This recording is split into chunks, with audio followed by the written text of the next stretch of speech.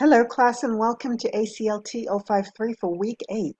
For this week in ACLT 053, you'll be working in the health module. You'll begin by doing the readings, watching the videos for the first week of the health module, and then you will be taking Cornell notes on one of the readings. I'm going to go to that right now. I'm going to the assignments tab, which is right here, and if you scroll down to the health prompts, you will find the first one for the Cornell note-taking for health.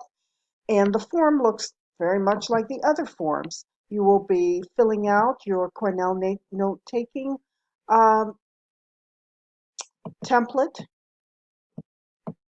posing questions, writing down the main points, and expanding on it. And at the end, you'll be writing your 4-sentence summary of the article or the video that you have watched.